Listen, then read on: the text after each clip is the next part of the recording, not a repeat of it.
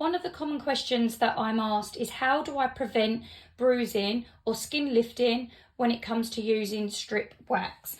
Okay, so strip wax is one of them waxes that have been around for a long time, but unfortunately there is a technique that you're going to need to start getting used to when it comes to strip wax, and that is layering it thin. As you can see, I'm putting pressure on my edge of my spatula while I'm spreading it. I don't want it to be any thicker than what I've just laid there. The thicker you lay your strip wax, the more harder it is going to be to remove it, so it will become messier, but it will also tug at the skin. So that thick layer of strip wax is going to be one of the main concerns of getting it off safely, but with less mess, which obviously, trust me, you do not want loads of wax flicking all over your clothes or over your client's clothes, all up the walls. You want to make it as easy as for yourself as possible. So I'm going to just demonstrate a small section by what I mean by thickness. So right now, I wouldn't go any thicker than that. If I was to add more and keep layering it onto the same patch, you're going to see the colour gets thicker and you start to see it sitting off the top of the skin.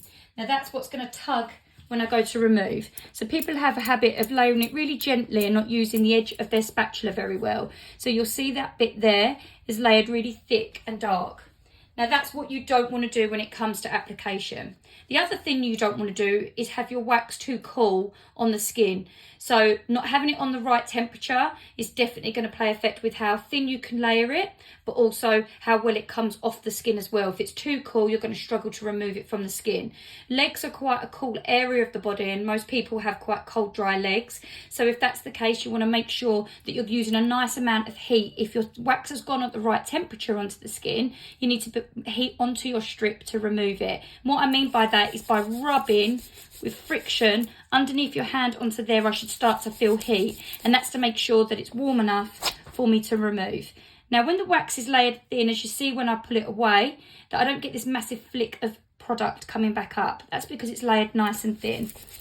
So when I start removing it, I want to make sure that it's got a nice small amount onto that strip there. The thicker the product on here, it's going to also tug as much as it would if it was thick on the actual skin itself.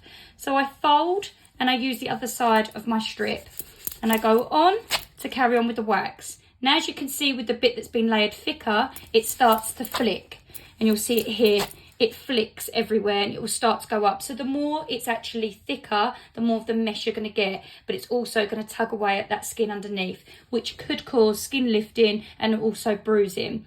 Stretching and supporting the skin is obviously very important as well, and that goes regardless if you're using strip wax or hot wax. So make sure with your strip, which is one of the more common ones to lift the skin and bruise, but just because it's more invasive and it takes them top layers of the skin away. So you want to make sure that you don't layer too much in the same spot and keep removing in the same spot. Where I've obviously applied the wax, I won't then go and reapply it again. I would tweeze or I would pick up small amounts. So what I mean by that is, say now I saw a loose little hair that hadn't come away, I would only tweeze them. So what I mean with a closer up view is if there was one random hair still on an area where I've just waxed, I would just dab a tiny bit of wax onto them areas, and then I would remove them little bits of hair by just doing exactly the same over the patch that didn't have the hair taken away.